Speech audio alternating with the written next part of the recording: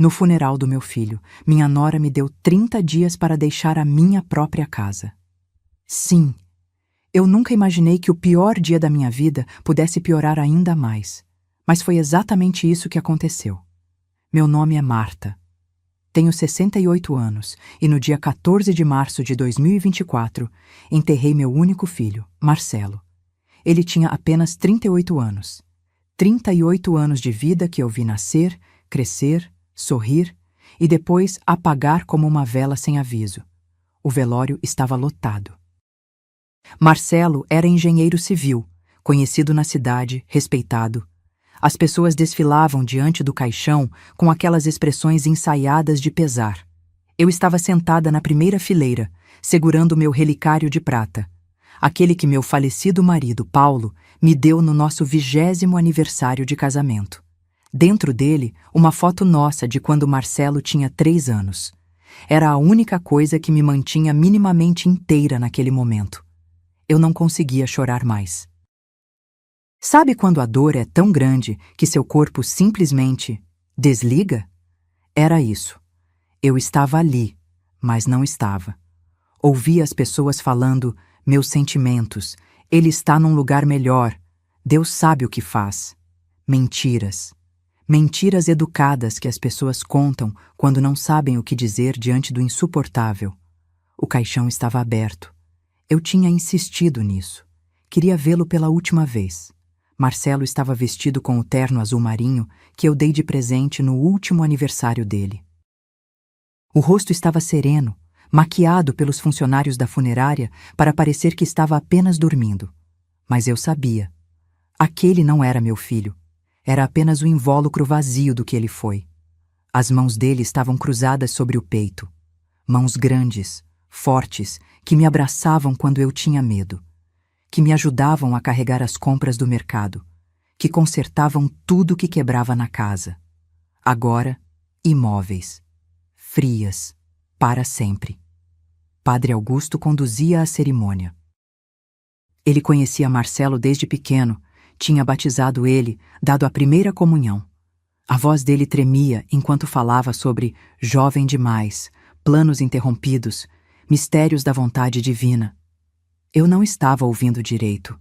Minha cabeça estava em outro lugar. 3 dias antes, quando encontrei aquele pendrive escondido no casaco de Marcelo. Quando abri e vi coisas que me destruíram por dentro. Mas ninguém sabia disso. Ainda não. E então ela se aproximou. Juliana, minha nora. A viúva recente do meu filho. Ela estava de preto, claro, vestido justo, de tecido caro, aquele tipo de roupa que custa mais do que a minha aposentadoria de um mês inteiro. Sapatos de salto alto, Louboutin, se não me engano, aqueles com a sola vermelha que custam uma fortuna. O cabelo loiro estava impecável, ondulado de forma profissional, cada fio no lugar. A maquiagem era perfeita demais para alguém que supostamente estava destruída pela perda do marido. Os olhos dela tinham rímel à prova d'água. Eu reconhecia porque trabalhei com enfermeiras que usavam isso para não borrar durante plantões difíceis. Mas não havia lágrimas para borrar. Os olhos azuis dela estavam completamente secos. Ela se abaixou ao meu lado e eu senti o perfume caro que ela usava. Chanel Nemo 5. Sempre Chanel Nemo 5. Um perfume que custava $800 o frasco, que ela comprava sem pestanejar enquanto meu filho me pedia dinheiro emprestado para pagar contas básicas. Marta, ela sussurrou no meu ouvido, com aquela voz melosa que sempre me arrepiava os pelos da nuca. Precisamos conversar sobre a casa. Eu virei o rosto lentamente para ela. Seus olhos azuis me encaravam com uma frieza que me fez sentir um calafrio percorrer a espinha. Não havia dor ali. Não havia luto. Havia cálculo. Havia ganância. A casa? Repeti, a voz saindo rouca, quase inaudível. Minha garganta estava seca de tanto chorar nas últimas horas. Sim, aquela casa enorme onde você mora sozinha. Agora que Marcelo se foi, Ela fez uma pausa calculada, olhando para o caixão com uma expressão que eu só posso descrever como teatral. Não faz mais sentido você continuar lá, não é? É muito espaço, muita responsabilidade para uma senhora da sua idade. Senti meu estômago revirar. Ela estava falando da minha casa. A casa que eu comprei em 1998, com o dinheiro que juntei durante 25 anos, trabalhando como enfermeira no Hospital São Lucas. Cada plantão noturno, cada feriado trabalhado, cada hora extra que eu aceitei quando meus colegas recusavam, tudo para dar um lar digno ao meu filho, depois que Paulo morreu num acidente de carro em 2009. Juliana, não é o momento. Tentei interromper, mas minha voz falhou. Olhei ao redor. As pessoas estavam ocupadas com suas conversas baixas, seus abraços de pêsames. Ninguém prestava atenção em nós. Deixa eu terminar, Marta. O tom dela mudou. Ficou mais frio, mais direto. A voz baixou ainda mais, quase um sussurro venenoso. Você tem 30 dias para arrumar suas coisas e sair. Vou precisar da casa. Já conversei com o Dr. Neves, meu advogado. Ele disse que, como viúva do Marcelo e considerando que vocês moravam juntos nos últimos 2 anos... Ela pausou, com um sorriso mínimo nos lábios que mais pareceu uma careta de satisfação. Eu tenho direito de habitar o imóvel familiar. Meu coração parou. Literalmente parou por 1 segundo. Senti uma dor no peito, uma pressão que me fez pensar que eu também iria ter um infarto ali mesmo, ao lado do caixão do meu filho. Mas a casa está no meu nome, só no meu nome. Marcelo assinou uma procuração me dando direitos sobre a residência em caso de sua ausência ou morte. Dr. Neves tem o documento original, devidamente reconhecido em cartório. Está tudo legal, Marta. Tudo certinho.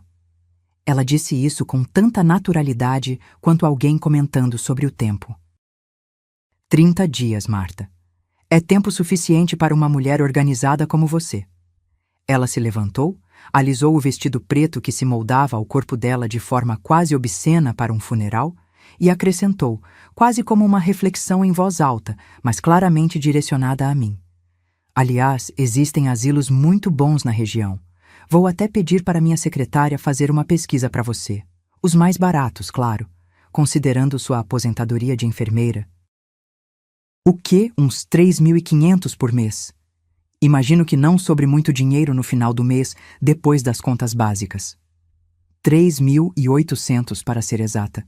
Minha aposentadoria era de $3.800. E ela sabia disso. Sabia de cada detalhe da minha vida financeira, provavelmente porque tinha acesso às conversas de Marcelo, aos documentos dele, a tudo. E então ela se afastou.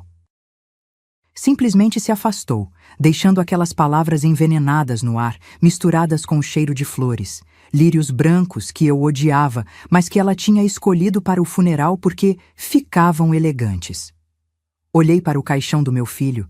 Marcelo estava ali, vestido com aquele terno que eu tinha comprado na promoção da Renner, pagando em 6 vezes no cartão porque queria que ele ficasse bonito na formatura de pós-graduação. Suas mãos estavam cruzadas sobre o peito e eu podia ver a aliança de casamento no dedo dele. A aliança que o prendia a aquela mulher. Uma aliança que custou $8.500. Eu sei porque Marcelo me contou, envergonhado na época. Mãe, a Ju quer uma aliança de ouro branco com diamantes. Eu não tenho dinheiro para isso agora. Eu ofereci ajuda. Ele recusou. No final, ele fez um empréstimo pessoal para comprar a aliança. Ficou pagando durante 1 ano. Naquele momento, diante daquele caixão, algo dentro de mim se partiu. Mas não da maneira que Juliana esperava. Não me partia em desespero, em fragilidade, em aceitação passiva. Me partia em determinação, em fúria fria, em sede de justiça. Porque, veja bem, tem uma coisa que ela não sabia. Uma coisa que eu tinha descoberto 3 dias antes de Marcelo morrer. Uma coisa que estava guardada em 3 pendrives, escondidos em lugares diferentes, esperando o momento certo. Mas naquele funeral, diante de todos aqueles olhos curiosos e piedosos, diante dos colegas de trabalho de Marcelo, dos vizinhos, dos parentes distantes que apareciam apenas em ocasiões como essa, eu apenas sorri. Um sorriso pequeno, quase imperceptível. O tipo de sorriso que poderia ser interpretado como resignação, como cansaço, como a fraqueza de uma mulher de 68 anos que acabou de perder o filho único. E concordei com a cabeça. Um movimento leve, sutil. Juliana viu. E seu sorriso de satisfação aumentou. Ela pensou que tinha vencido. Pensou que eu era apenas uma velha indefesa, sozinha, sem opções, sem forças para lutar. Pobre Juliana. Tão inteligente para planejar golpes, tão burra para ler pessoas. Porque eu não estava concordando. Estava começando uma guerra que ela nem sabia que tinha sido declarada. O resto do funeral passou num borrão. Pessoas vieram falar comigo, abraçaram, choraram, disseram palavras bonitas sobre Marcelo. Era tão jovem, tinha tanto futuro pela frente, vai deixar saudades. Seu Ernesto, o engenheiro-chefe da construtora onde Marcelo trabalhava, me abraçou forte. Ele estava chorando de verdade. Dona Marta, o Marcelo era como um filho para mim, o melhor funcionário que eu já tive. Trabalhador, honesto, dedicado. Eu não entendo. Ele era tão saudável. A vida é assim mesmo, seu Ernesto, respondi mecanicamente. Imprevisível. Mas não era imprevisível. Não quando alguém está sendo envenenado sistematicamente durante meses. Marina, a melhor amiga de infância de Marcelo, se aproximou. Ela estava soluçando. Tia Marta, eu não consigo acreditar. Falei com ele semana passada. Ele estava estranho, sabe? Disse que precisava me contar uma coisa importante. Marcamos um café para esse sábado. E agora? Ele disse o que era? Perguntei segurando os ombros dela. Não. Só disse que tinha descoberto algo grave, que ia resolver. Que ia me contar tudo depois. Ela enxugou as lágrimas. Eu devia ter insistido. Devia ter ido ver ele naquele mesmo dia. Algo grave. Ele estava tentando contar para alguém. Estava tentando pedir ajuda. Mas não teve tempo. Juliana se aproximou de Marina com uma caixa de lenços. Marina, querida, sei como você está sofrendo. O Marcelo falava muito de você. Voz doce, maternal. Falsa como nota de R$3. Marina aceitou o lenço, murmurou um agradecimento e se afastou. Juliana se virou para mim. Viu como eu sou atenciosa com as pessoas? Mesmo no meu luto, penso nos outros. Seu luto. Que piada. O enterro foi no cemitério Parque das Flores, seção C, quadra 15, lote 237. Eu tinha escolhido aquele cemitério anos atrás, quando Paulo morreu, porque era arborizado, tranquilo. Tinha comprado 2 lotes lado a lado. Um para Paulo, outro para mim, quando meu tempo chegasse. Nunca imaginei que teria que comprar um 3º lote. Para meu filho. Um filho não deveria morrer antes da mãe. É contra a ordem natural das coisas. A cerimônia no cemitério foi rápida. Padre Augusto fez as orações finais. O caixão foi lacrado. Desceu lentamente para a cova. Cada centímetro que ele descia, sentia como se uma parte de mim descesse junto. Meu bebê, meu menino, meu filho, desaparecendo na terra fria e úmida. Joguei a primeira flor, uma rosa branca.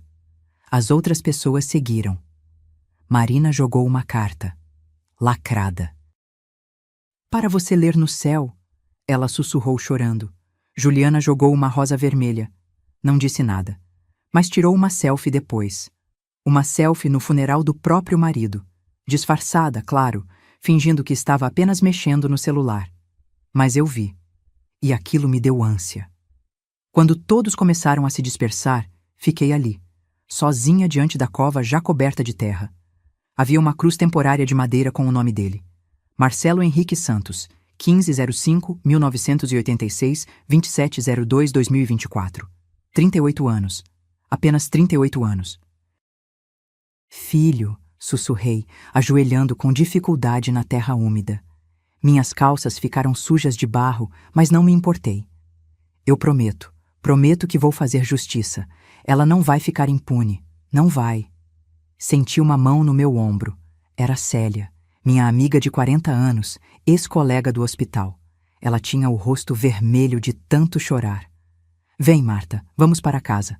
Não tenho mais casa, Célia. Ela me deu 30 dias. Célia ficou pálida. Como assim? Contei, rapidamente. O ultimato de Juliana. Isso não pode ser legal, Célia disse indignada. A casa é sua. Ela diz que tem uma procuração. E você acredita? Não importa se eu acredito. Ela tem um advogado. Eu tenho o quê? Uma aposentadoria de 3.800 airs e nenhuma força para brigar. Marta, você não pode desistir assim. Olhei para ela.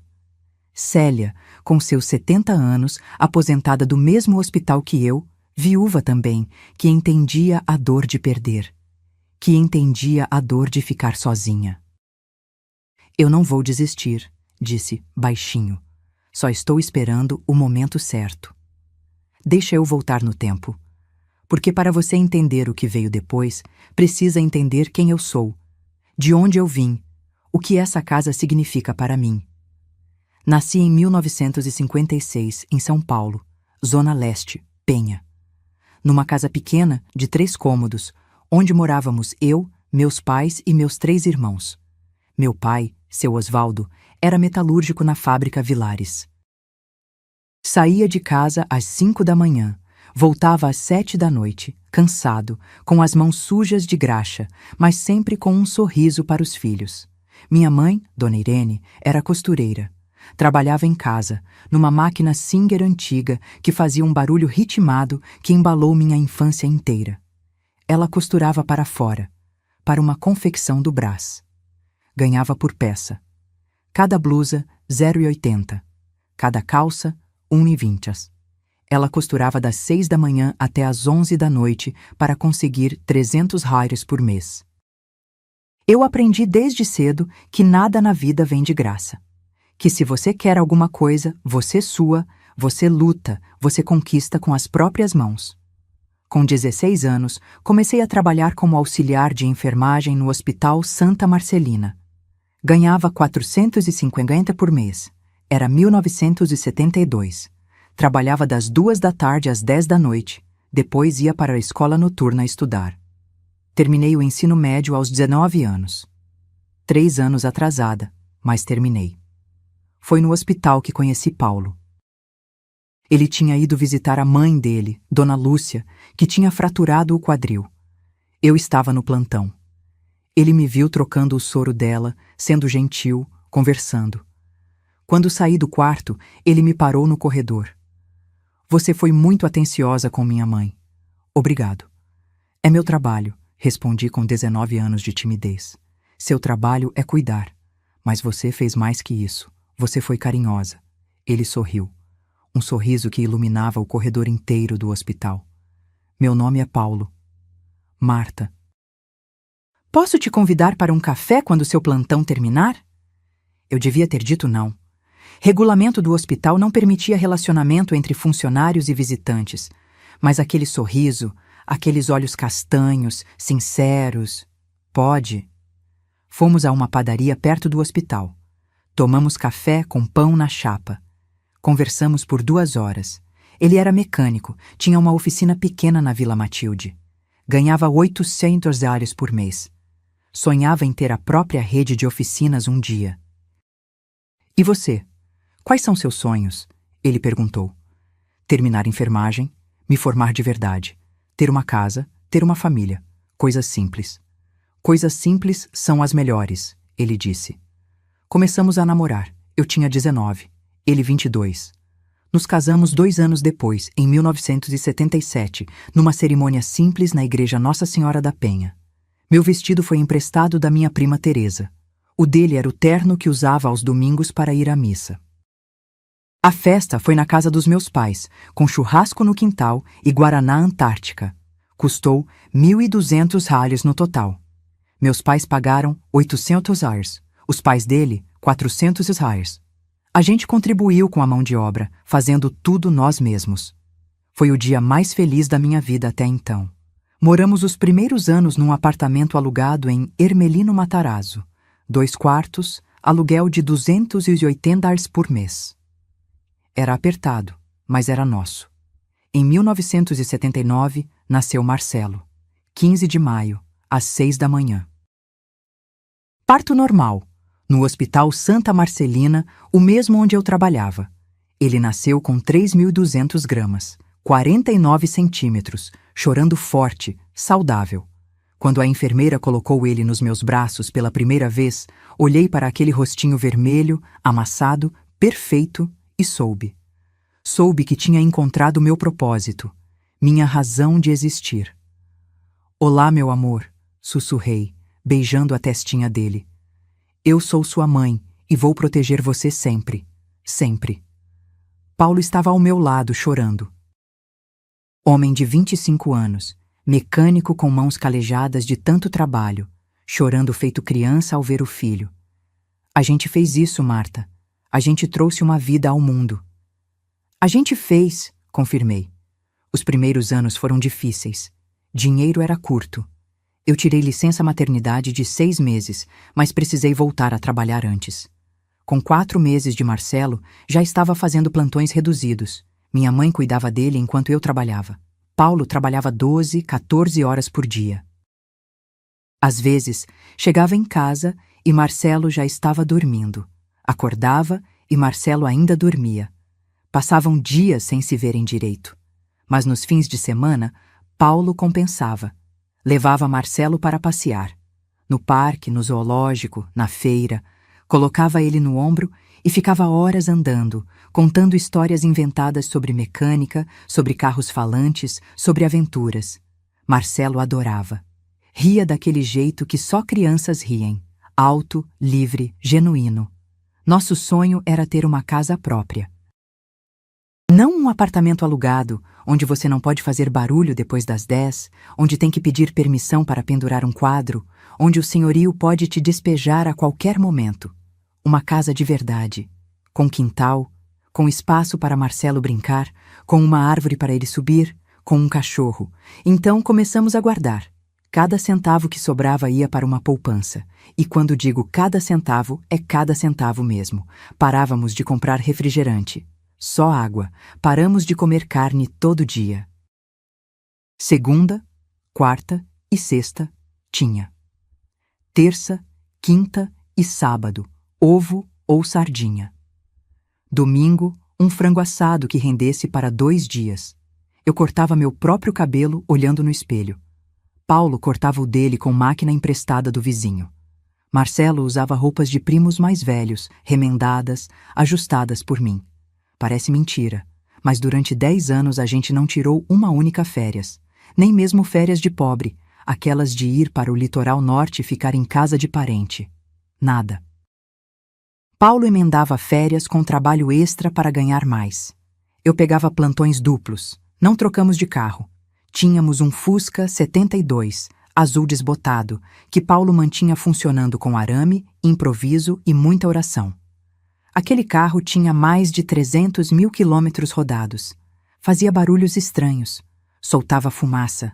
Mas andava. Não comíamos fora. Nunca. Nem mesmo um lanche na padaria. Tudo feito em casa. Não comprávamos roupa nova a não ser quando a velha estava literalmente rasgando. E assim, centavo por centavo, chegamos em 1998 com 30 mil esguardados. 30 mil reais. Fruto de 10 anos de sacrifícios. Foi quando encontramos a casa, Rua das Camélias, 487, bairro Vila Esperança. Era uma casa simples, 3 quartos, sala, cozinha, banheiro, área de serviço. Mas tinha um quintal grande. E no meio do quintal, uma jabuticabeira centenária. A árvore era linda. O tronco grosso, retorcido, cheio de histórias. Os galhos se espalhavam formando uma sombra generosa. Era fevereiro, época de jabuticaba, e a árvore estava carregada, roxa, brilhante, perfumada. Marcelo vai adorar essa árvore, Paulo disse sorrindo. Marcelo tinha 19 anos na época, já estava na faculdade de engenharia. Mas Paulo tinha razão. Quando trouxemos Marcelo para ver a casa, a primeira coisa que ele fez foi subir na jabuticabeira. Um homem de 19 anos, subindo em árvore feito criança. Mãe, pai, essa casa é perfeita, ele gritou lá de cima. O preço era 85 mil reais. Para a época, para nós, era uma fortuna. Fizemos financiamento bancário, entrada de 30 mil reais, todo o nosso dinheiro guardado. O restante em 180 parcelas de 650. Assinamos os papéis em março de 1998. A escritura? Paulo insistiu que ficasse no meu nome. Só no meu. Marta, se algo acontecer comigo, você e o Marcelo têm que estar protegidos. A casa tem que estar garantida. Não vai acontecer nada, seu bobo, eu ri. A gente vai envelhecer junto, ver os netos nascerem, brigar sobre qual time o neto vai torcer. Ele riu também, mas insistiu. Mesmo assim, coloca no seu nome, me promete. Prometo, assinei. A casa ficou registrada em meu nome. Marta Aparecida Santos, CPF 623 456 889 10, proprietária única e exclusiva do imóvel situado à Rua das Camélias, 487. Nos mudamos em abril. Poucos móveis. Uma mesa de cozinha que ganhamos do sogro. Um guarda-roupa que compramos usado. Colchões direto no chão porque não tínhamos dinheiro para camas. Mas era nosso lar, nosso pedaço de chão. Lembro do primeiro café da manhã naquela cozinha. Eu, Paulo e Marcelo. Sentados na mesa de madeira velha, comendo pão com manteiga, tomando café requentado. À nossa casa, Paulo brindou com a caneca de café. À nossa família, eu completei. A jabuticabeira, Marcelo riu. Foi um dos momentos mais felizes da minha vida. Claro que a vida não é feita só de momentos felizes. Logo vieram as contas. A prestação da casa, a água, a luz, o IPTU, a manutenção, vazamento aqui, infiltração ali. Mas a gente dava conta. Juntos sempre dávamos conta. Marcelo se formou em engenharia em 2003. Eu chorei na formatura. Meu filho, engenheiro. Filho de metalúrgico e costureira. Engenheiro. Ele conseguiu emprego rápido. Construtora Andrade em Oliveira. Uma empresa média mais sólida. Salário inicial de 3.500 reais. Mãe, agora eu vou ajudar com a casa, ele disse no dia que recebeu o primeiro salário. Não precisa, filho. Guarda seu dinheiro, faz tua vida. Mas eu quero ajudar. Ajuda fazendo sua vida direito, construindo seu futuro. Isso é a melhor ajuda que você pode me dar. Ele ia bem, crescendo na empresa, ganhando promoções. Em 2008 já ganhava 8 mil reais por mês. E então, em 2009 aconteceu. Paulo voltava do trabalho numa terça-feira, 23 de junho de 2009, 19h. Estava chovendo forte. A Marginal Tietê estava alagada, trânsito parado. Um caminhão que transportava bobinas de aço perdeu o controle. Aquaplanou, invadiu a faixa contrária, bateu no Fusca do Paulo. De frente, 80 km por hora. Morte instantânea. Foi o que o legista disse. Ele não sofreu, senhora. Foi muito rápido. Será que foi mesmo? Será que naquele segundo final, naquela fração de tempo entre a batida e a morte, ele teve tempo de pensar em mim? Em Marcelo? Teve tempo de sentir medo? Eu nunca vou saber. O que eu sei é que com 53 anos fiquei viúva. Sozinha. Com uma casa ainda não quitada, prestações de 650 por mês e um filho de 30 anos que ainda estava construindo a vida. Foi o primeiro grande teste da minha vida. Muita gente esperava que eu desmoronasse, que vendesse a casa, voltasse para apartamento alugado, aceitasse a derrota. Mas eu não desmoronei. Aumentei minha carga de trabalho, passei a pegar plantões noturnos, pagavam 40% a mais. Trabalhei feriados, fins de semana, madrugadas. Houve meses em que eu dormia apenas 4 horas por noite, mas continuei pagando a casa, prestação em dia, sempre. Em 2014, dei a última prestação, 15 anos de financiamento, pagos integralmente, A casa era minha, completamente minha. Fui ao cartório buscar a escritura definitiva, quitada, sem ônus, minha. Voltei para casa segurando aquele papel como se fosse um tesouro. E era o tesouro de 25 anos de trabalho, de sacrifício, de amor. Sentei debaixo da jabuticabeira e chorei. Chorei lembrando de Paulo. A gente conseguiu, amor. A casa é nossa, quitada. Marcelo, nessa época, já estava bem estabelecido. Ganhava 15.000 reais por mês. Tinha comprado um apartamento pequeno no Tatuapé. Estava feliz. Ele vinha me visitar toda semana. Domingo, religiosamente. Trazia compras do mercado. Consertava o que quebrava. Sentávamos no quintal, debaixo da jabuticabeira, e conversávamos por horas. Mãe, você devia vender essa casa e comprar um apartamento menor, mais fácil de manter. Jamais. Essa casa tem a alma do seu pai. Tem minha história. Tem a sua história. Então, pelo menos me deixa ajudar mais. Com dinheiro, reformas. Não precisa, filho. Me ajuda só continuando sendo quem você é. Honesto, trabalhador. Bom. Ele sorria. Aquele sorriso que herdou do pai. Era feliz. Meu filho era feliz. Até 2019. Até o dia em que ele trouxe Juliana para conhecer. Foi um domingo de outubro, 2019. Dia quente, ensolarado. Eu estava na cozinha preparando lasanha, a comida preferida de Marcelo desde criança. Tinha acordado cedo, feito o molho do zero, montado as camadas com carinho. A campainha tocou às 11 da manhã.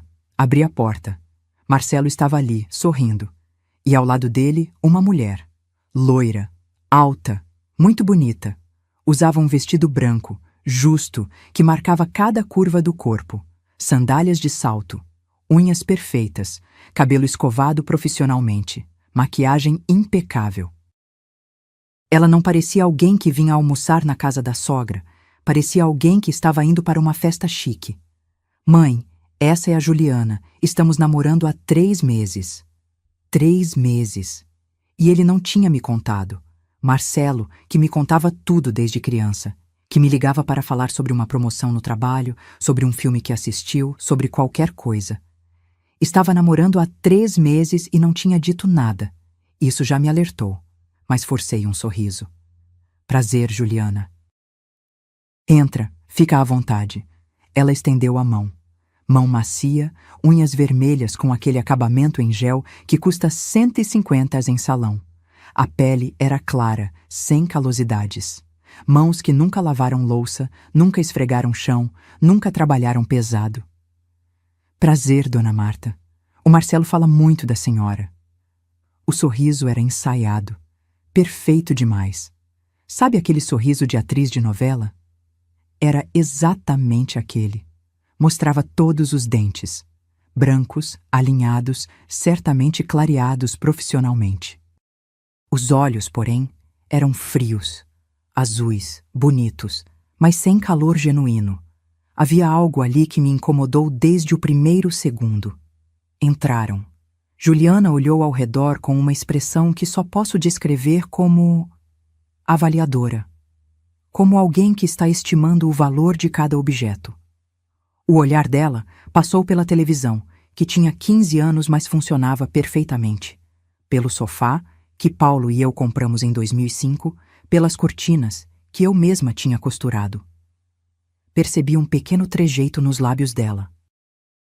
Como se estivesse achando tudo antiquado, pobre, sem valor. Que casa aconchegante, ela disse. Tom educado demais.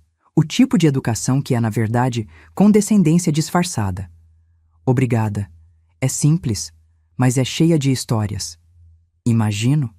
Ela sentou no sofá, cruzando as pernas com elegância estudada. Tirou o celular da bolsa.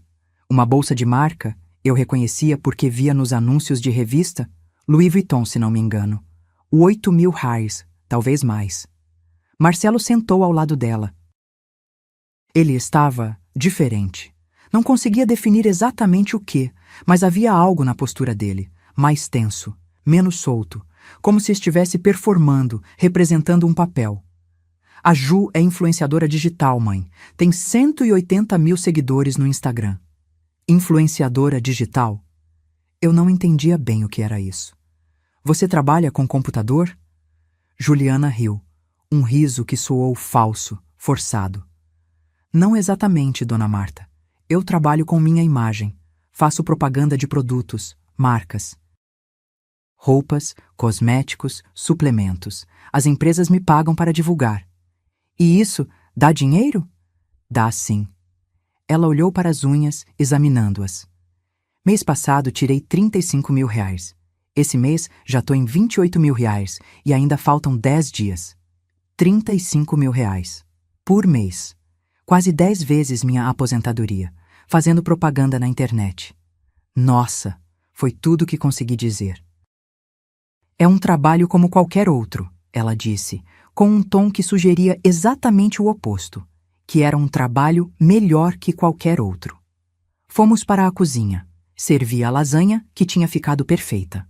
Camadas generosas de queijo, molho vermelho caseiro, massa no ponto exato.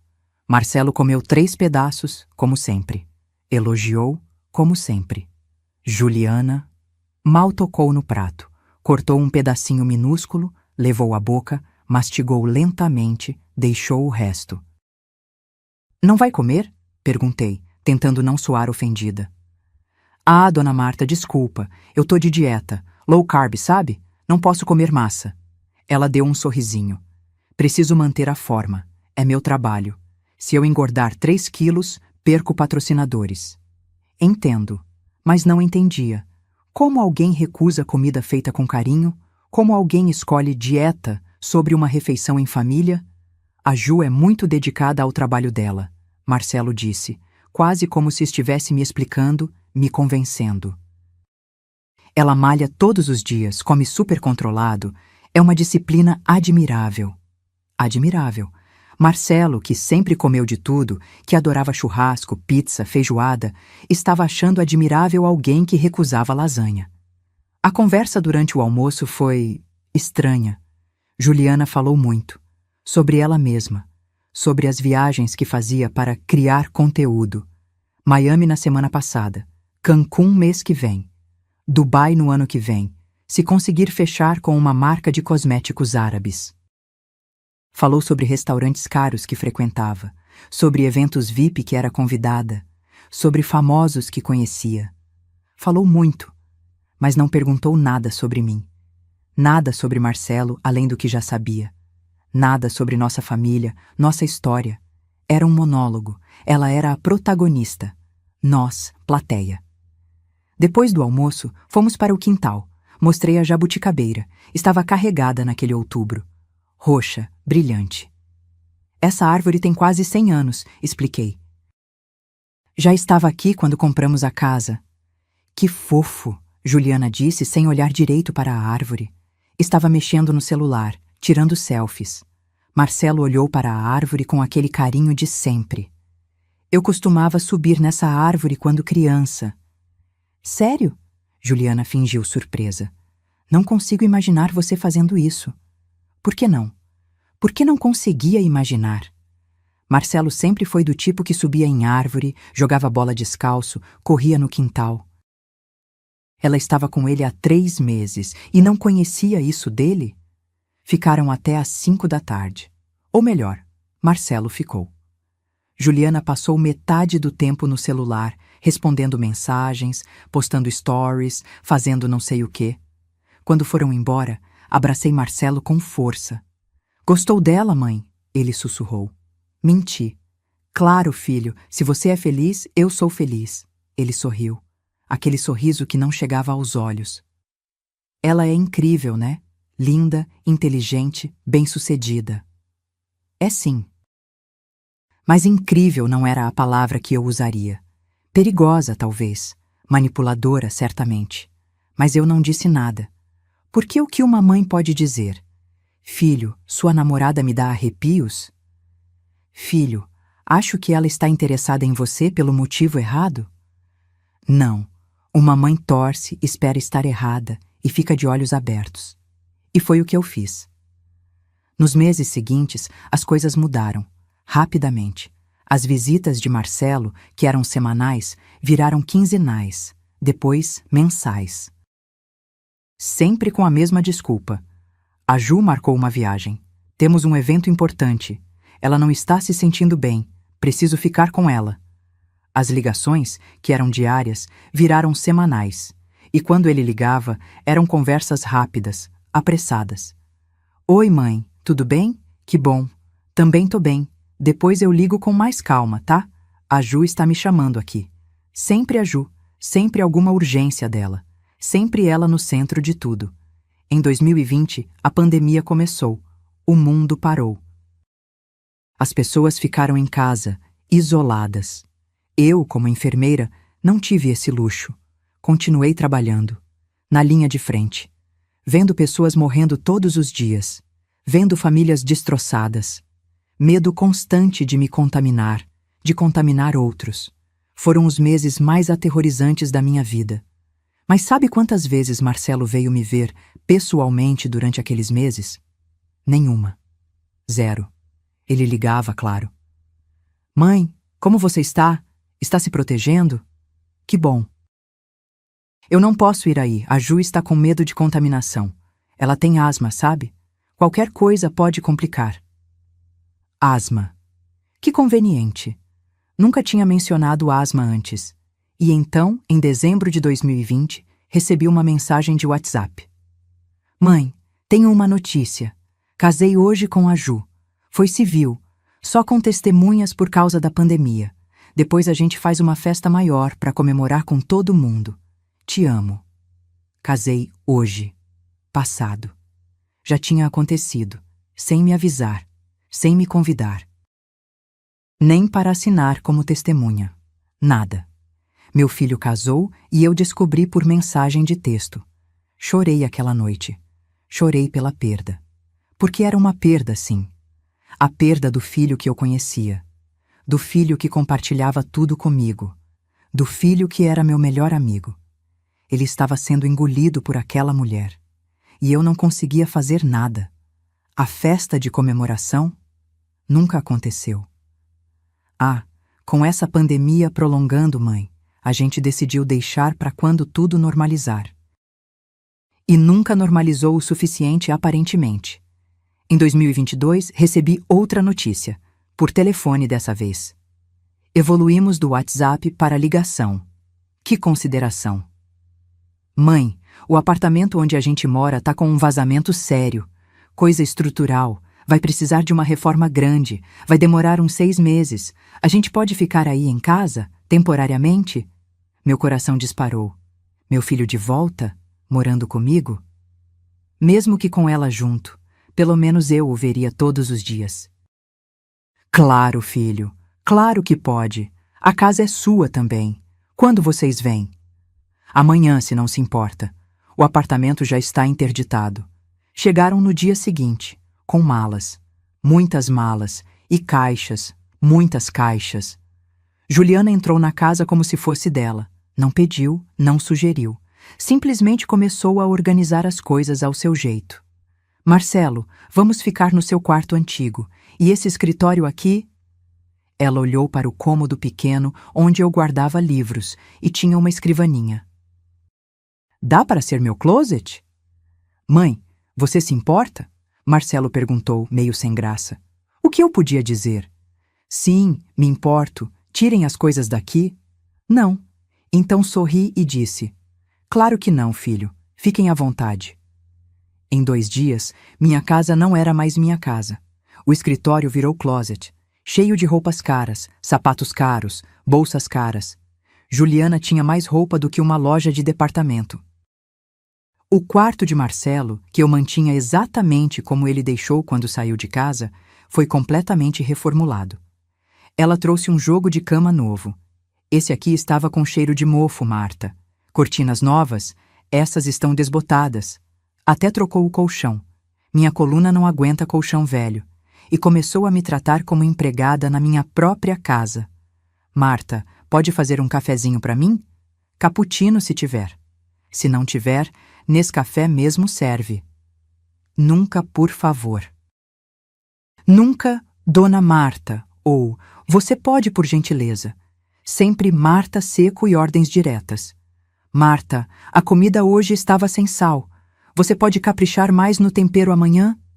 Marta, esse cheiro de velho na casa está insuportável. Você não pode abrir as janelas ou usar mais desinfetante? Cheiro de velho. Minha casa, onde eu morei por 24 anos, cheirava a velho para ela. E Marcelo? Ele não via, ou não queria ver. Toda vez que eu tentava comentar algo, ele desconversava.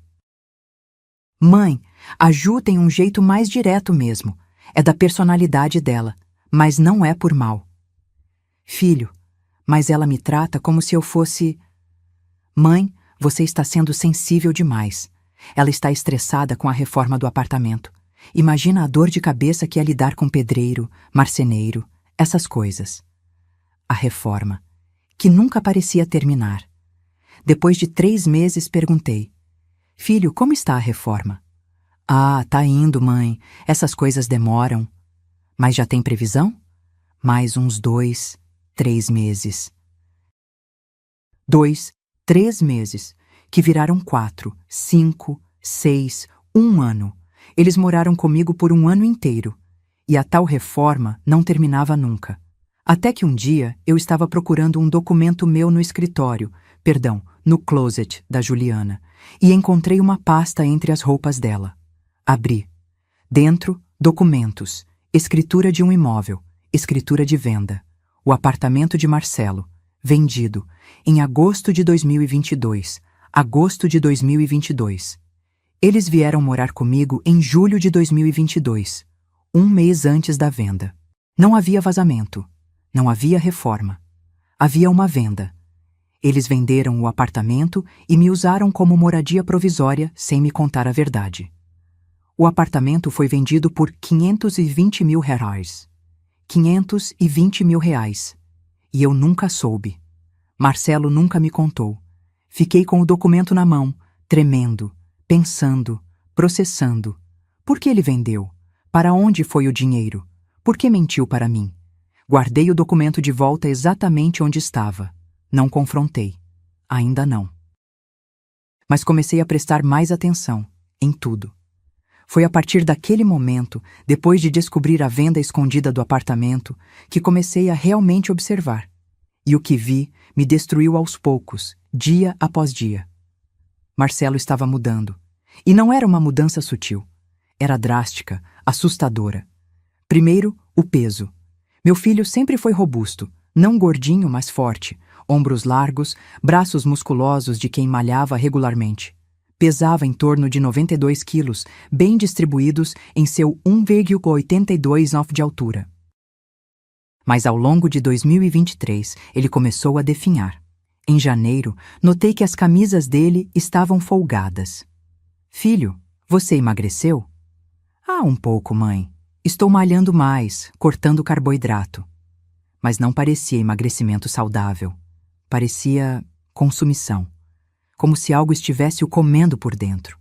Em março, ele tinha perdido pelo menos 10 quilos. O rosto estava cavado, as olheiras profundas, as roupas pendendo no corpo. Marcelo, você precisa comer mais. Você está muito magro. Tô bem, mãe.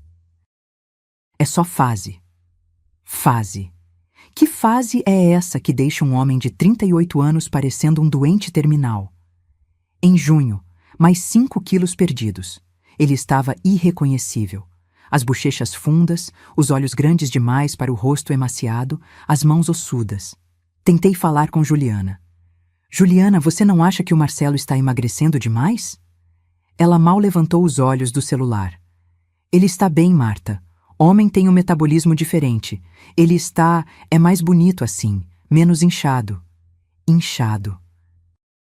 Ela achou que meu filho estava inchado antes. Um homem saudável, atlético, era inchado para ela. Mas não era só o peso.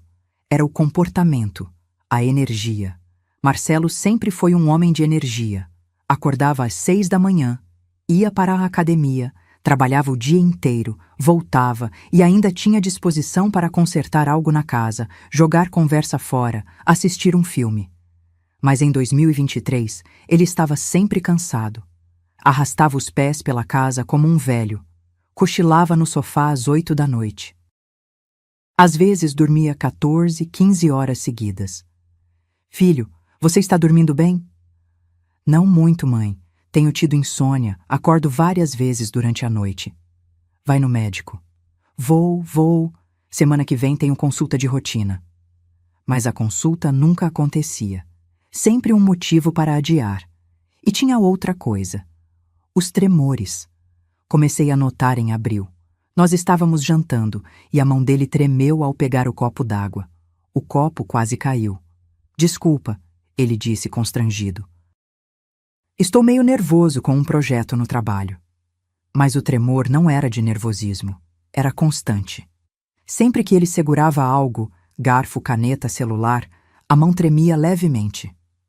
Marcelo, esse tremor, você precisa investigar. É estresse, mãe. Relaxa. Estresse. Tudo era estresse. E os roxos? Ah, os roxos. Maio. Marcelo estava de camiseta. Levantou o braço para pegar algo no armário alto. Vi manchas roxas na parte interna do braço, grandes, amareladas nas bordas, como hematomas velhos. Filho, o que é isso? Ele abaixou o braço rápido, puxou a manga. Nada, mãe. Bati na quina da mesa no trabalho. 2 semanas depois, mais roxos, no outro braço, nas pernas. Marcelo, você está batendo em tudo? Precisa fazer exame de sangue, pode ser problema de coagulação. Vou fazer, mãe, prometo. Mas não fazia. Juliana sempre tinha uma desculpa para impedir. Ah, Marta, eu marquei uma viagem surpresa para o Marcelo. A gente precisa disso, um tempo juntos. A consulta médica pode esperar. Poderia? Hematomas espontâneos, perda de peso extrema, tremores, fadiga crônica. Poderia esperar? Mas eu não era médica dele. Era só a mãe preocupada, a sogra chata, a velha paranoica. Em julho aconteceu algo que me apavorou de verdade. Era domingo de manhã. Eu estava na cozinha preparando café. Ouvi um barulho surdo vindo do banheiro. Um baque. Corri. A porta do banheiro estava entreaberta. Empurrei. Marcelo estava caído no chão, desmaiado. Marcelo! Gritei, ajoelhando ao lado dele. Verifiquei o pulso. Estava fraco, mas presente. Respiração superficial. Juliana! Juliana! Liga para o SAMU! Ela apareceu na porta de camisola, sem pressa, sem desespero. O que aconteceu? Ele desmaiou. Liga 192. Agora! Ela pegou o celular com uma calma absurda. Discou. Pediu ambulância. Marcelo acordou antes da ambulância chegar. Confuso, desorientado. O que aconteceu? Você desmaiou, filho. A ambulância já vem. Não precisa. Eu só levantei rápido demais. Pressão baixa. Juliana chegou perto. É isso mesmo, dona Marta. Ele tem pressão baixa. Sempre teve. Às vezes dá esses sustos. Mentira. Marcelo nunca teve pressão baixa. Sempre foi 12,8, perfeitamente normal. Mas quando a ambulância chegou, ele recusou ir ao hospital. Estou bem, foi só um mal-estar. Não precisa. Os paramédicos mediram pressão, glicemia, tudo normal. Não podiam forçá-lo a ir. Foram embora. Juliana também. Voltou para o quarto. Vou dormir mais um pouco. Esse susto me cansou. Fiquei sozinha com Marcelo na sala. Filho, me diz a verdade. Você está doente? Não, mãe, juro. É só cansaço. Trabalho pesado, estresse. Marcelo, você está me assustando. Você não está bem. Eu sei que você não está bem. Ele olhou para mim. E por um segundo, por um único segundo, vi algo nos olhos dele. Medo genuíno. Mas então ele desviou o olhar. Eu tô bem, mãe. Para de se preocupar.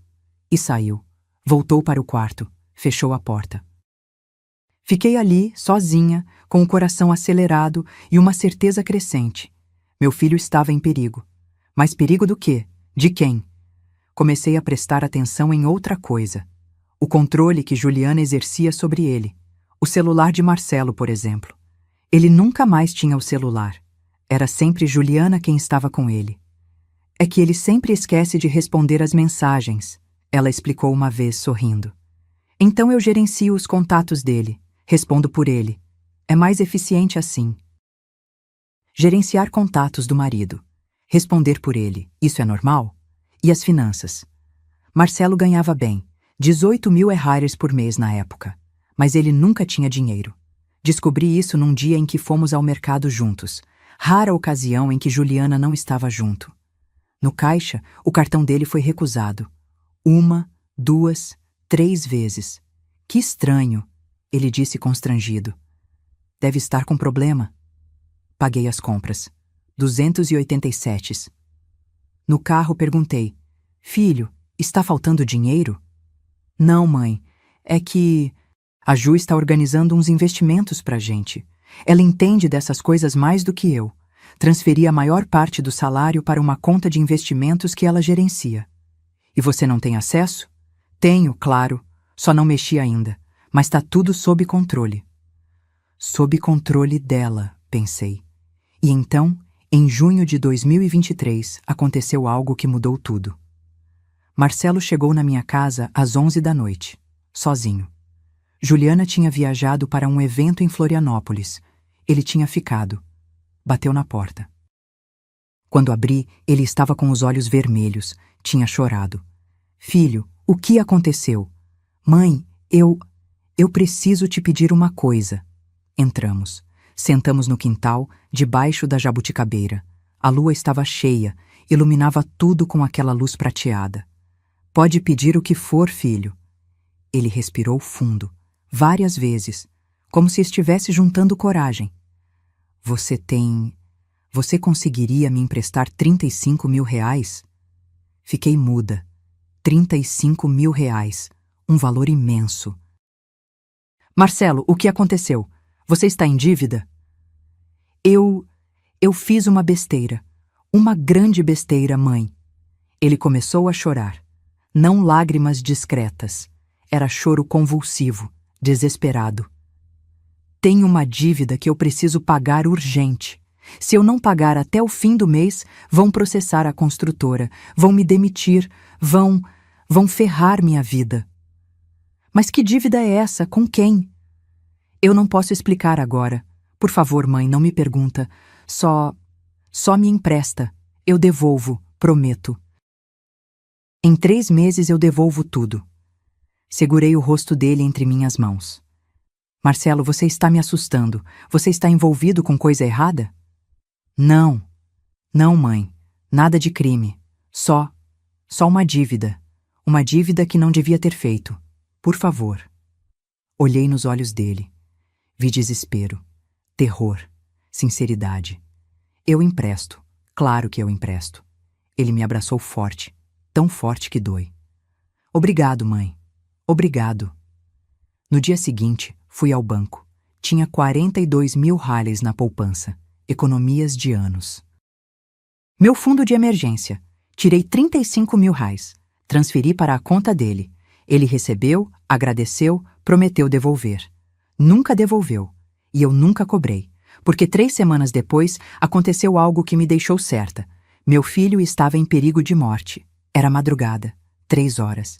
Eu estava dormindo quando ouvi batidas na janela do meu quarto.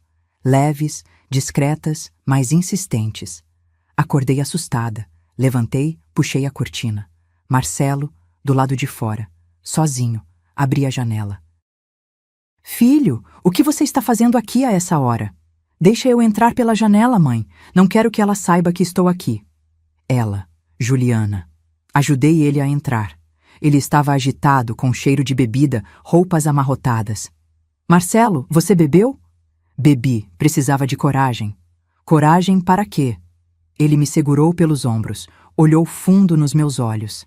Mãe, eu cometi um erro terrível, mas eu vou consertar tudo, eu juro. Que erro?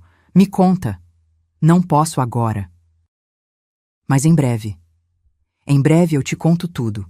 Vou resolver, vou juntar provas, vou acabar com isso. Provas de quê? Filho, pelo amor de Deus, me explica. Ele apenas me abraçou, forte, desesperado. Eu te amo, mãe. Sempre te amei. Sempre vou te amar. Me perdoa por ter sido fraco. Me perdoa por não ter te ouvido. Não ter me ouvido sobre o quê? Sobre ela. Ele sussurrou tão baixo que quase não ouvi. Você sempre soube. Você sempre soube que ela era perigosa. E eu não ouvi. Fui burro. E Marcelo, você está me assustando. Vamos chamar a polícia, vamos? Não! Ele elevou a voz, depois baixou. Não, não chama a polícia ainda. Eu preciso resolver isso do meu jeito. Preciso juntar tudo primeiro.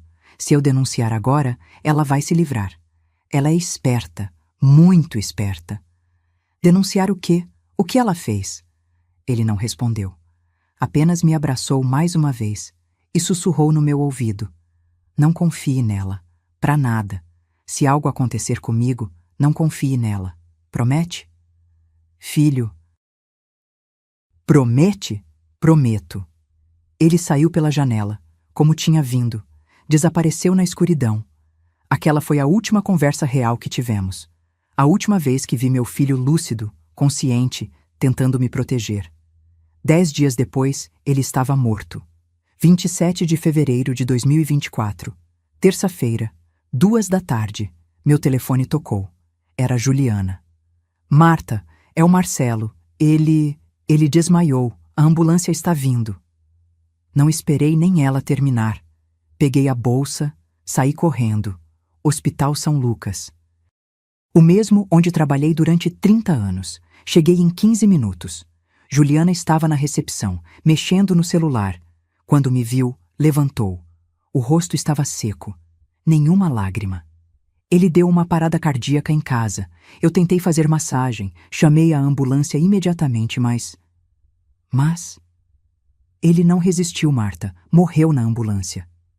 O mundo girou. Literalmente girou. Senti minhas pernas fraquejarem. Uma enfermeira me amparou. Me levaram para uma sala reservada. Infarto fulminante. Era o que dizia o laudo preliminar. Infarto agudo do miocárdio. Fatal. Mas Marcelo tinha 38 anos, era saudável. Corria, não fumava, não bebia excessivamente. Sim, tinha emagrecido, mas infarto? Acontece, disse o médico plantonista Dr. Camargo, alguém que eu conhecia dos velhos tempos. Especialmente com o estresse da vida moderna. Infelizmente, infartos em jovens estão cada vez mais comuns. Eu queria pedir uma necropsia. Queria investigar, mas Juliana foi mais rápida. Já assinei a autorização para o sepultamento. Não quero prolongar o sofrimento. Marcelo merece descansar em paz. Ela tinha esse direito. Como esposa, ela tinha o direito de decidir. O velório foi 2 dias depois, e foi lá, como eu já contei, que ela me deu o ultimato. 30 dias para sair da minha própria casa.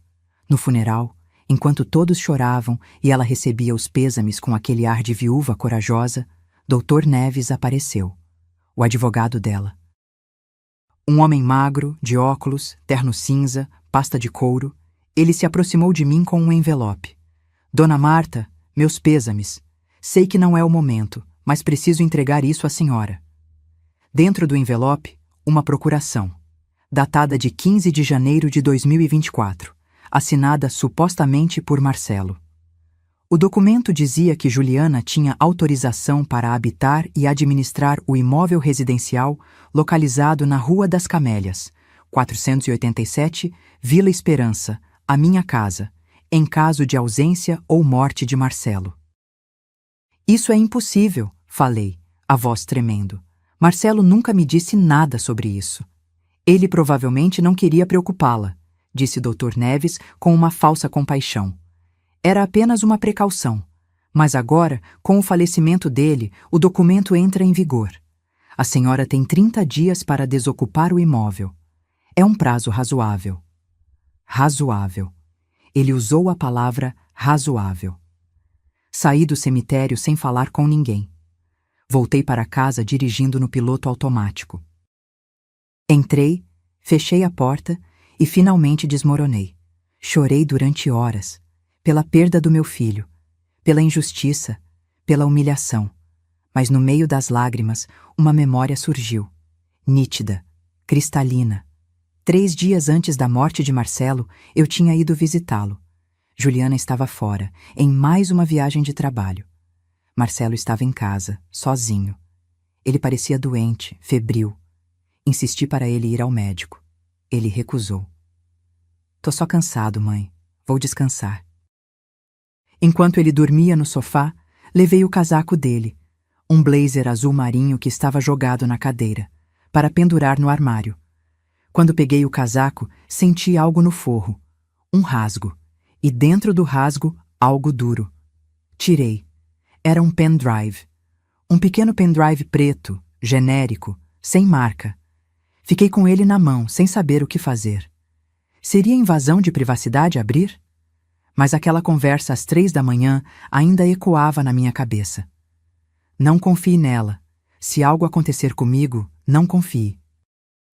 Coloquei o pendrive no bolso da minha calça e esqueci momentaneamente. Mas agora, sentada na sala vazia, na noite do funeral, lembrei dele. Fui até meu quarto, procurei a calça que tinha usado naquele dia. E lá estava, o pendrive.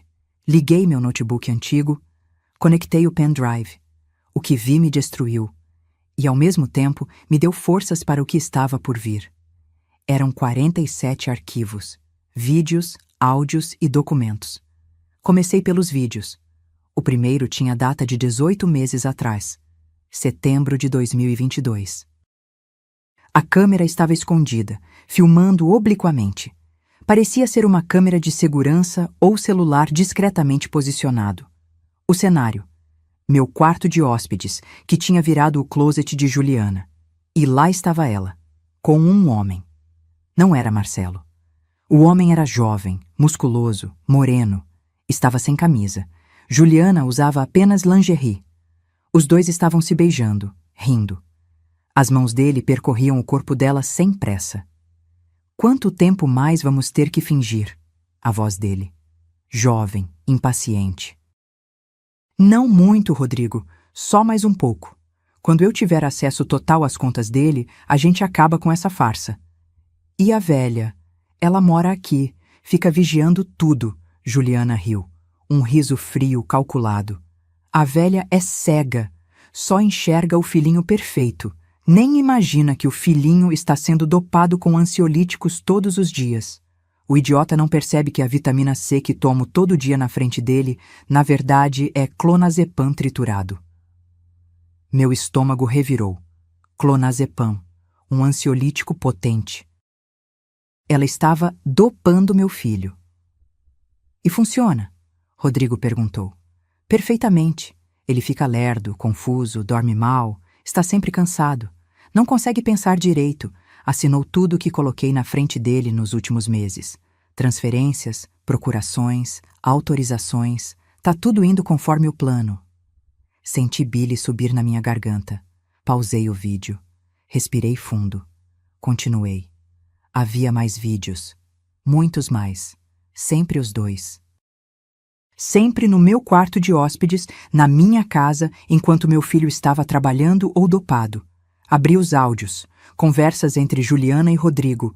Planejamentos. Já consegui movimentar 280 mil da conta conjunta. Onde está o dinheiro? Conta offshore no nome da minha mãe. Ele não consegue rastrear. E a casa da velha? Também vai ser minha. Já providenciei a procuração falsa. O idiota assinou, achando que era a renovação do plano de saúde. Falsa? Pode dar problema isso. Relaxa. Tem um amigo no cartório. A firma foi reconhecida.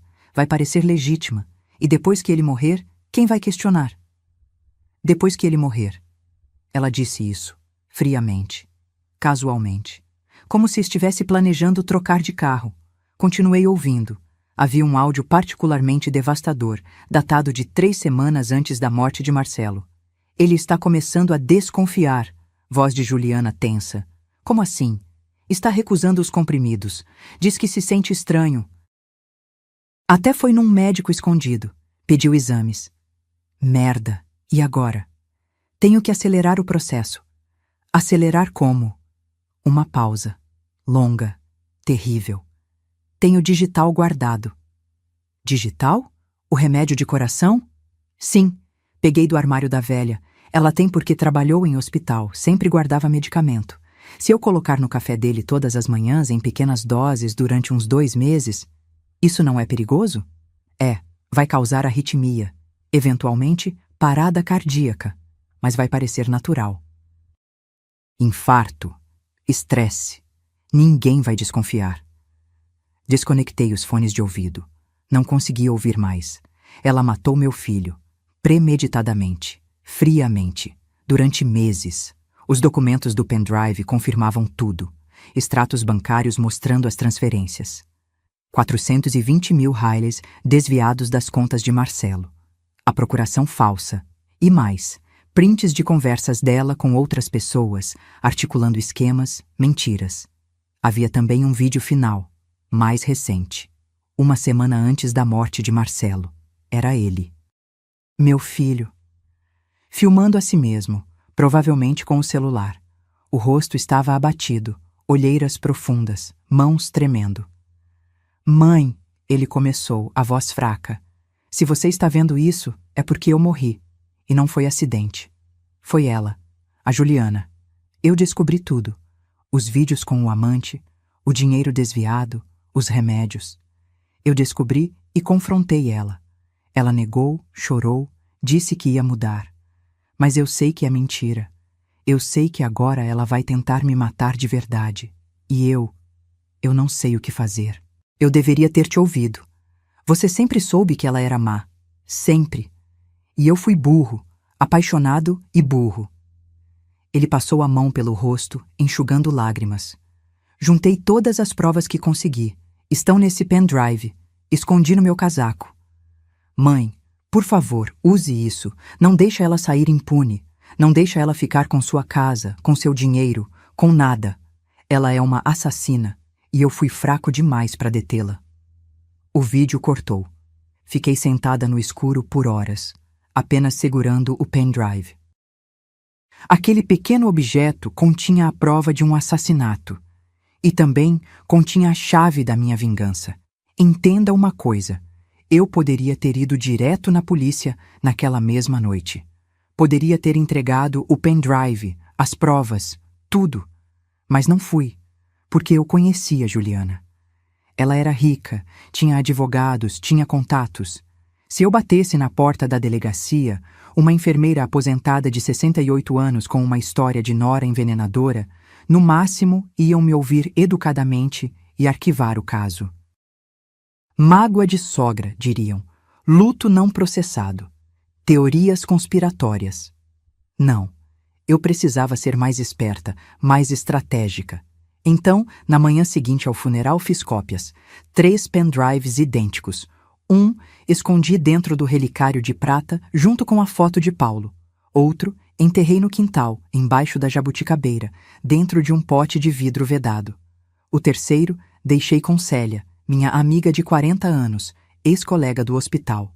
Célia, guarda isso para mim. Não mexe, não abre. Se algo acontecer comigo, você leva na polícia. Promete? Ela prometeu, sem fazer perguntas.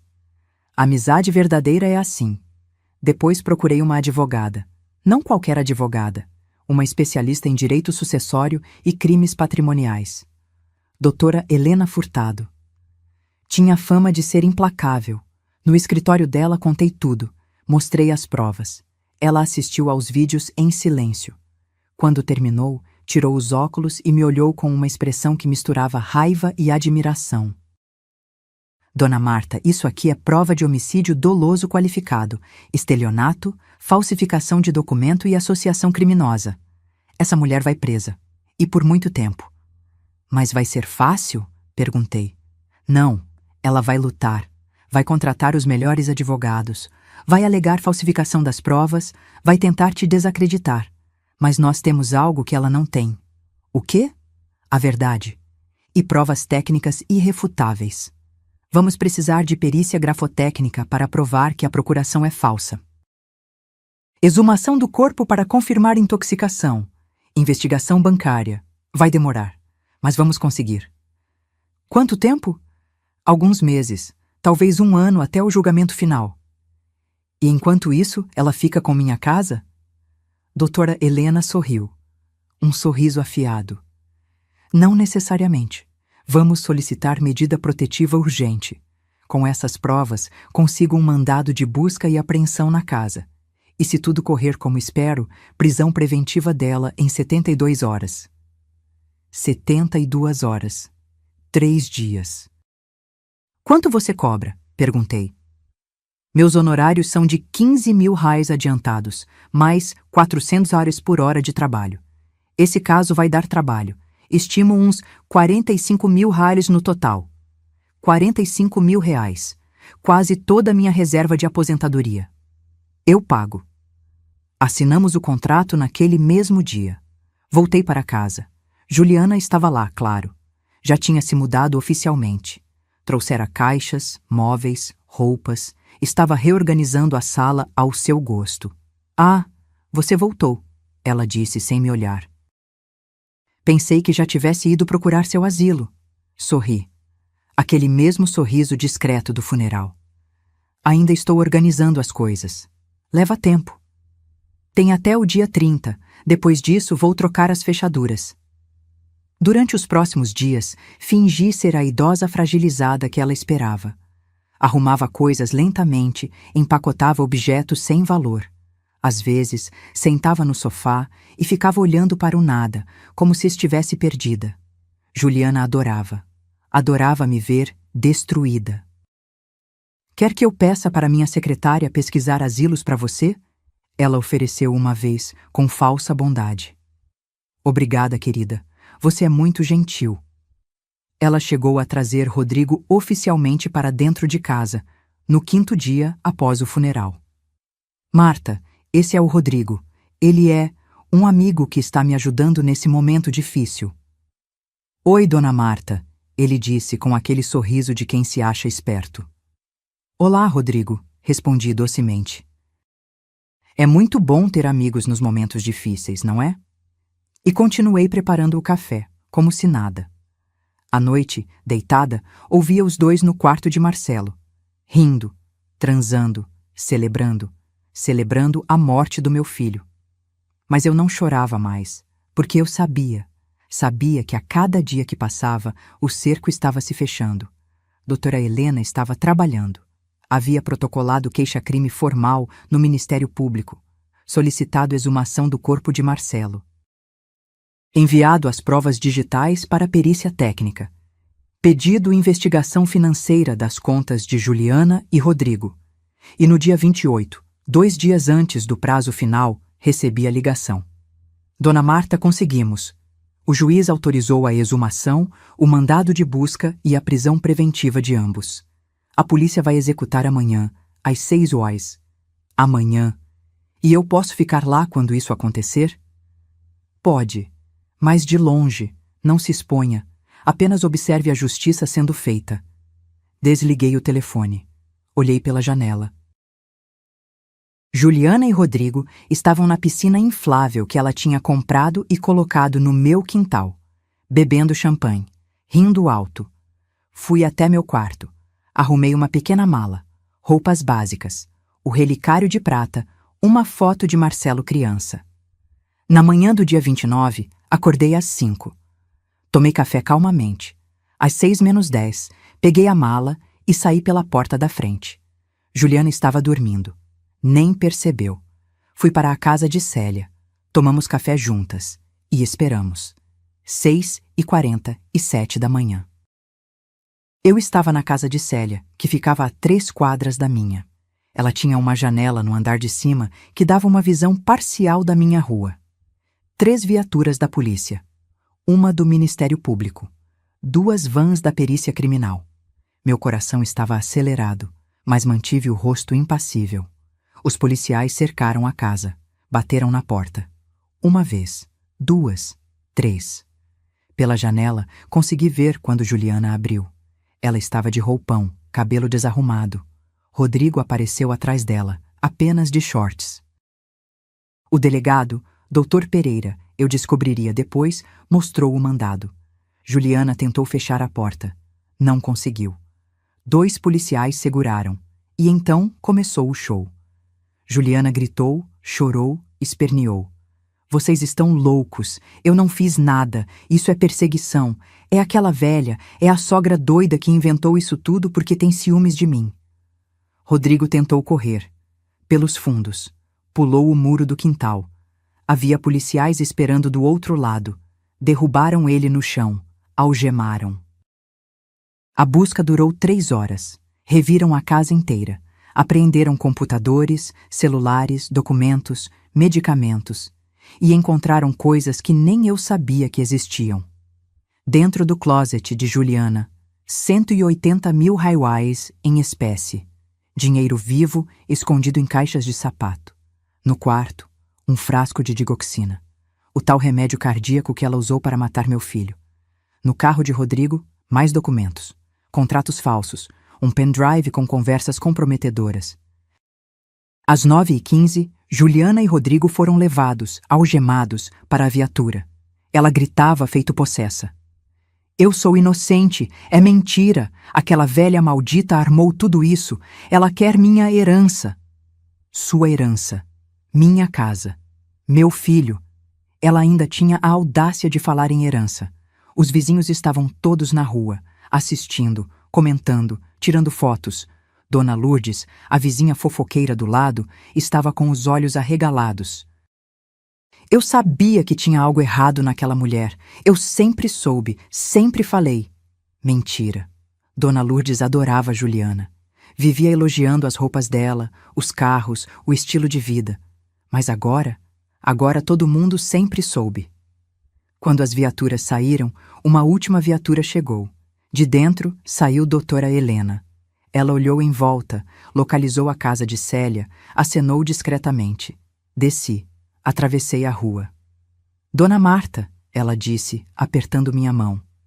A casa é sua novamente. E agora, vamos para a próxima fase. Provar definitivamente que ela matou seu filho. A exumação aconteceu 1 semana depois. Eu não quis estar presente.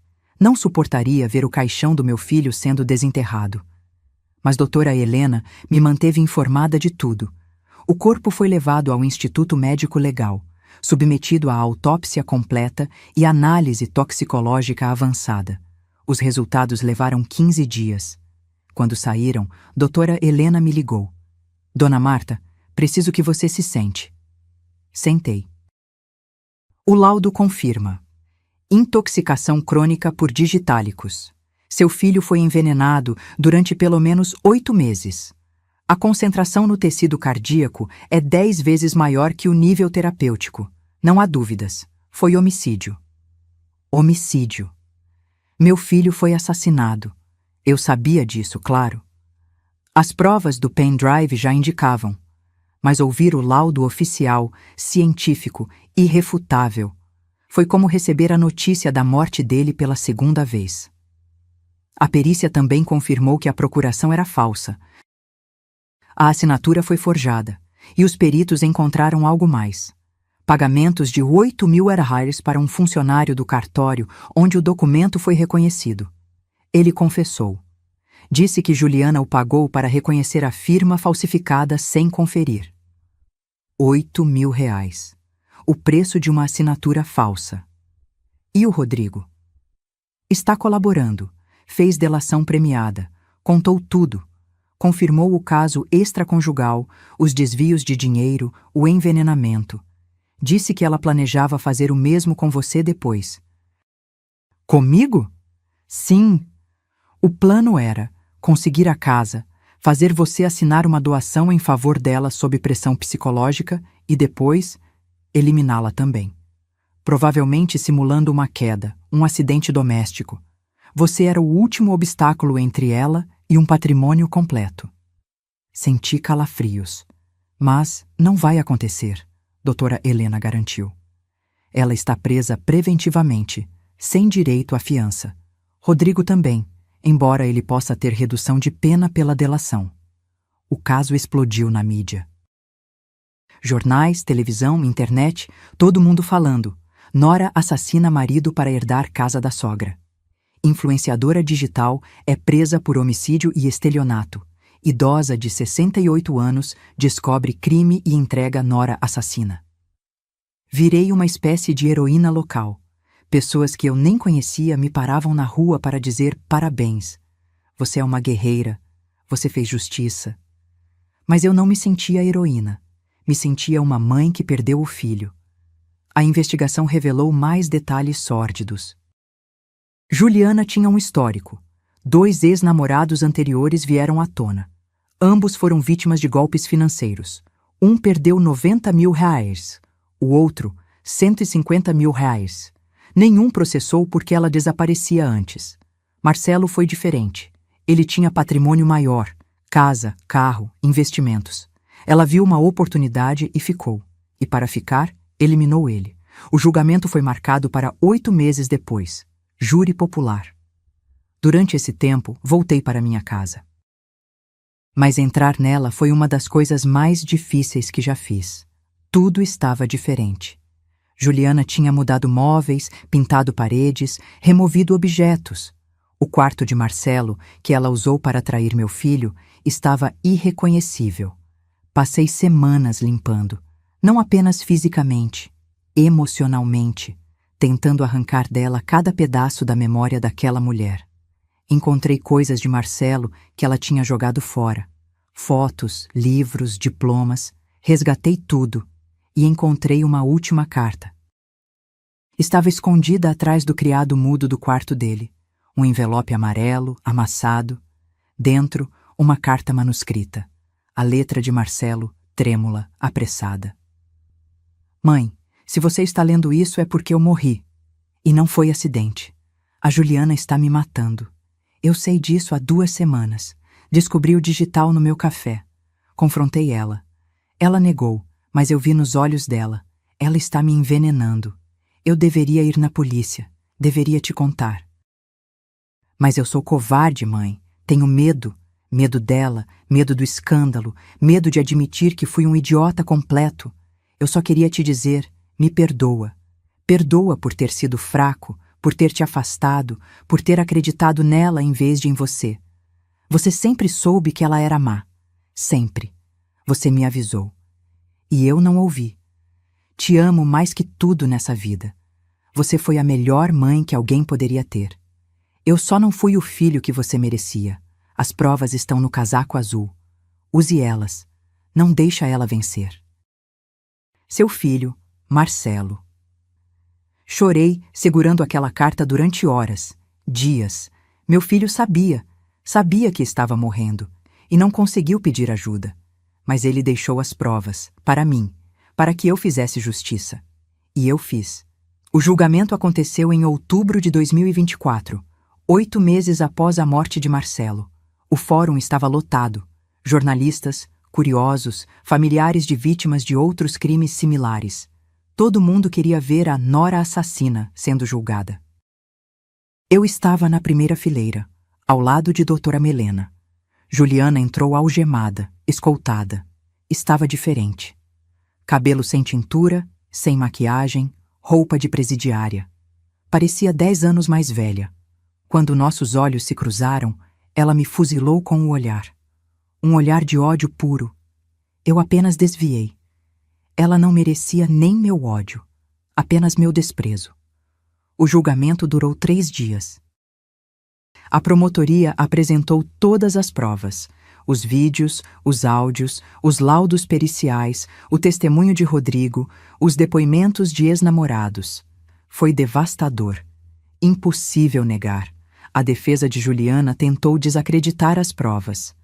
Alegaram que os vídeos eram montagens, que o pendrive foi plantado, que Rodrigo estava mentindo para reduzir a pena. Mas a perícia foi clara. Os vídeos eram autênticos. As conversas eram reais. O envenenamento foi comprovado cientificamente. No 3º dia, foi minha vez de depor. Sentei na cadeira de testemunha, as mãos tremendo. A promotora, doutora Sônia Marques, me perguntou suavemente: Dona Marta, a senhora suspeitou, em algum momento, que seu filho estava sendo envenenado? Respirei fundo. Não, eu sabia que algo estava errado. Ele emagreceu, ficou fraco, mudou. mas eu achei que era estresse, depressão. Nunca imaginei que a mulher que ele amava estava matando ele todos os dias, devagar, metodicamente. E quando a senhora descobriu a verdade? Quando encontrei o pendrive e vi os vídeos, ouvi as conversas, foi como se o chão desaparecesse debaixo dos meus pés. Por que a senhora não foi imediatamente à polícia? Olhei para Juliana. Ela estava com os braços cruzados, expressão de tédio. Porque eu precisava ter certeza. Precisava reunir provas suficientes para que ela não escapasse. Ela é rica, tem advogados, tem contatos. Se eu fosse sem preparo, iam me chamar de sogra ressentida, de velha confusa. Então eu procurei ajuda profissional e fiz as coisas do jeito certo. A promotora sorriu. Obrigada, dona Marta. Sem mais perguntas. A advogada de Juliana tentou me desestabilizar no contra-interrogatório. A senhora não acha conveniente que esse pendrive apareceu exatamente quando a senhora estava prestes a perder a casa? Não apareceu, estava escondido. Meu filho deixou para mim, porque ele sabia o que ela era. Mas a senhora não tem como provar isso. Tenho. A carta que ele deixou. A perícia grafotécnica confirmou. É a letra dele. E as impressões digitais no pendrive são dele, não minhas. Ela tentou mais algumas perguntas, mas eu não vacilei. Quando desci da cadeira de testemunha, senti algo que não sentia há meses. Força. No último dia, Juliana foi convidada a falar. Ela levantou, encarou o júri. Eu sou inocente. Tudo isso é uma armação. Aquela velha, ela apontou para mim, sempre teve ciúmes de mim. Sempre quis destruir meu casamento. E agora que Marcelo morreu, naturalmente de infarto, ela está usando isso para me incriminar e ficar com o dinheiro dele. A promotora se levantou. Dinheiro que a senhora desviou, 420 mil reais, dinheiro que está documentado, rastreado, comprovado. Juliana gaguejou. Eram investimentos. Investimentos em contas offshore no nome da sua mãe? Investimentos escondidos do seu marido? Silêncio. O júri se retirou para deliberar. Voltou em 4 horas. O veredicto, culpada. Culpada de homicídio doloso qualificado por motivo torpe e meio cruel. Culpada de estelionato. Culpada de falsificação de documento. Culpada de associação criminosa. A pena: 28 anos de reclusão em regime fechado. Juliana desmoronou. Chorou, gritou, esperneou. Foi levada aos gritos. Rodrigo, pelo acordo de delação, pegou 8 anos. Saí do fórum de cabeça erguida. A justiça foi feita. Voltei para casa naquele dia com um sentimento estranho. Não era felicidade, não era alívio completo. Era encerramento. A casa estava vazia, silenciosa demais. Andei pelos cômodos devagar. O quarto de Marcelo. A sala onde ele brincava quando criança. A jabuticabeira no quintal onde ele subia para colher frutas. Tudo me lembrava dele. E ao mesmo tempo, tudo me lembrava da traição, da morte, do horror. Não consegui mais viver ali da mesma forma. Célia me visitou uma semana depois. Marta, o que você vai fazer agora? Não sei, Célia. Essa casa não é mais um lar, é um túmulo. Então transforma ela. Como? Ela segurou minha mão. Marcelo era generoso. Ele ajudava as pessoas. Faz isso em memória dele. Transforma essa casa em algo que ajude outras mães, outras mulheres. A ideia germinou. Nos meses seguintes, com a ajuda de doutora Helena e de uma ONG local, transformei a casa em um lar de passagem para mulheres vítimas de violência doméstica. Reformei os quartos, adequei a estrutura, contratei uma assistente social e uma psicóloga e abri as portas. Casa Marcelo, abrigo temporário para mulheres em situação de risco. A primeira abrigada foi Vanessa, 29 anos, com 2 filhos pequenos, fugindo de um marido que a espancava. Dona Marta, eu não sei como agradecer. Ela chorou, abraçando as crianças. Não precisa agradecer. Apenas se reconstrua. E quando estiver forte, ajude outra pessoa. Nos 3 anos seguintes, a Casa Marcelo abrigou 47 mulheres e 12 crianças. Algumas ficavam semanas, outras, meses. Todas saíam mais fortes, com documentos, encaminhamentos para emprego, apoio psicológico. Algumas voltavam apenas para me visitar, me agradecer, me mostrar como estavam bem. Cada uma delas era uma vitória. Uma vida salva. Uma história reescrita. E Marcelo? Marcelo vivia em cada sorriso delas. Fui convidada para dar palestras, eventos sobre violência doméstica, manipulação financeira em relacionamentos, sinais de relacionamento abusivo. Dona Marta, como a senhora identificou que algo estava errado? Eu nem sempre identifiquei, eu respondia honesta. Muitas vezes ignorei os sinais, porque amor de mãe é cego. Mas quando a ficha cai, você não pode ter medo de agir, mesmo que doa. Mesmo que seja contra alguém que você amava. Juliana tentou me contatar da prisão. Várias vezes. Cartas pedindo perdão, ligações bloqueadas, mensagens através de terceiros. Todas foram devolvidas, ignoradas, recusadas. Porque perdão não significa reconciliação. E justiça não significa que a dor acaba. Eu perdoei? Talvez.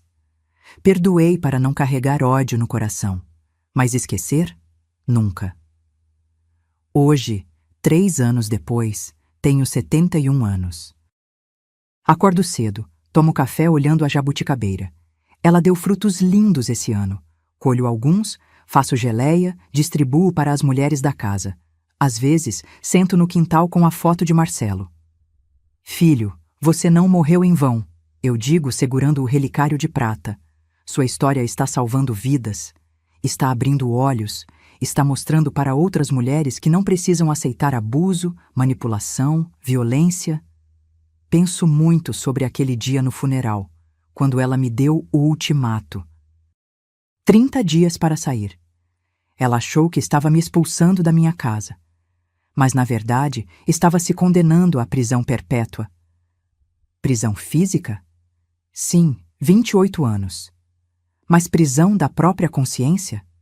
Essa é perpétua.